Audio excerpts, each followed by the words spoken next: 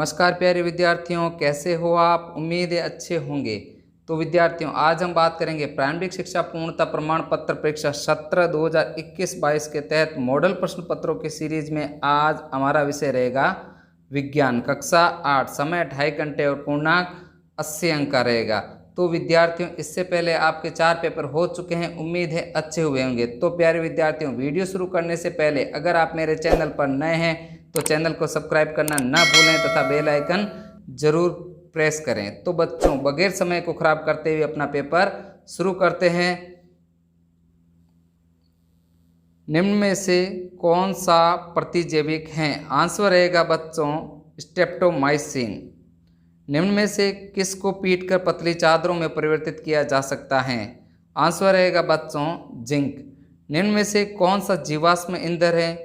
Answer रहेगा उपयुक्त सभी। कोयला, पेट्रोलियम, प्राकृतिक गैस तीनों जीवाश्म ईंधन की श्रेणी में आते हैं। नेक्स्ट क्वेश्चन है, आंतरिक निषेचन होता है? तो आंसर रहेगा बच्चों आंतरिक निषेचन मादा के शरीर में होता है। नेक्स्ट क्वेश्चन, 4 बच्चों को लॉटनिक, स्थैतिक तथा सर्पिक घर्षण के कारण बलों को घटते क्रम में व्यवस्थित करने को कहा गया है। इसकी व्यवस्था नीचे दी गई, सही व्यवस्था का चयन कीजिए। तो आंसर रहेगा स्थैतिक, सर्पी तथा लॉटनिक। नेक्स्ट क्वेश्चन है, ध्वनि संचारित हो सकती है? आंसर रहेगा बच्चों ठोस, द्रव्यों और गैसों में ध्वनि संचारित हो सकती हैं। क्वेश्चन नंबर 7, 2 द्रव्यों ए तथा बी के विद्युत चालक की जांच करने के लिए एक समपरिक्षेत्र का प्रयोग किया गया। यह देखा गया कि समपरिक्षित का बल्ब द्रव्य ए के लिए चमकीला दीप्त हुआ, जबकि द्रव्य बी के लिए अत्यंत क्षीण दीप्त हुआ है। आप निष्कर्ष निकाल सकते हैं कि तो आंसर रहेगा बच्चों ये इसका द्रव्य ए द्रव्य बी से ज़्यादा चालक है। नेक्स्ट क्वेश्चन, निम्नलिखित में से किसे घर्षण द्वारा आसानी से आवेशित नहीं किया जा सकता है? तो आंसर रहेगा बच्चों प्लास्टिक का पैमाना। नेक्स्ट क्वेश्चन है, रिक्त स्थानों की पूर्ति करो। क्वेश्चन नंबर 9, सूर्य से सबसे अधिक दूरी पर ग्रह स्थित हैं? आंसर रहेगा बच्चों वरुण। एक स्थान पर एक ही प्रकार के बड़ी मात्रा में उगाए जाने वाले पौधों को फसल कहते हैं। संश्लेषित रेशे कृत्रिम मानव रेशे भी कहलाते हैं। क्वेश्चन नंबर 12, सोडियम और पोटेशियम को मिट्टी के तेल में क्यों रखा जाता है? तो आंसर रहेगा बच्चों ये धातुएं बहुत अक्रियाशील होती हैं। यह ऑक्सीजन और जल के साथ अत्यंत तीव्र अभिक्रिया करती हैं। अभिक्रिया में बहुत अधिक ऊष्मा उत्पन्न होती है, इसलिए यह मिट्टी के तेल में संचित रखा जाता है। नेक्स्ट क्वेश्चन, सूक्ष्म जीवों के मुख्य वर्ग कौन कौन से हैं? तो क्वेश्चन 13 से आगे दे रखे हैं।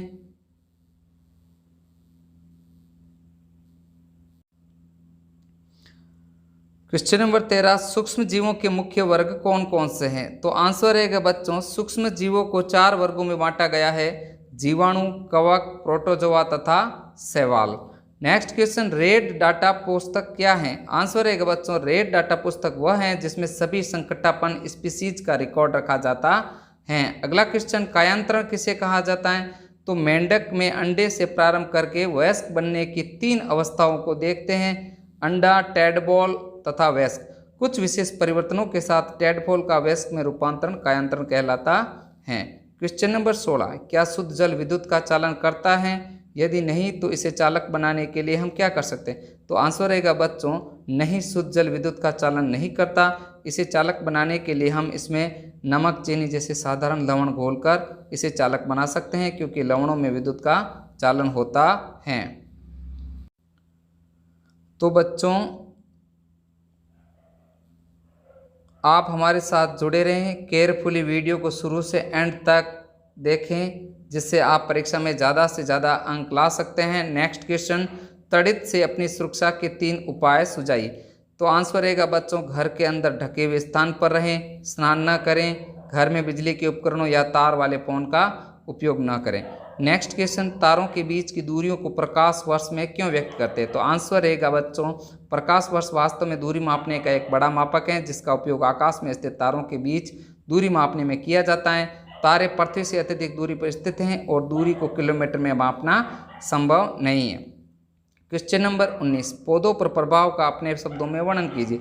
तो सूर्य की किरणें वायुमंडल में गुजरने के बाद पृथ्वी की सतह को गर्म करती हैं, जिसका कुछ भाग पृथ्वी को अवशोषित कर लेती हैं और कुछ भाग परावर्तित होकर वापस अंतरिक्ष में लौट आता है।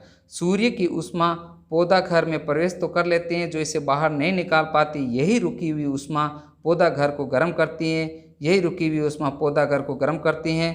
पृथ्वी के वायुमंडल द्वारा रोके गए विकिरण यही कार्य करते हैं। यह कारण है कि उसे पौधा घर प्रभाव कहा जाता है। इस प्रभाव के लिए उत्तरदायी गैस CO2 भी एक है। नेक्स्ट क्वेश्चन, स्पष्ट कीजिए उर्वरक खाद से किस प्रकार भिन्न है।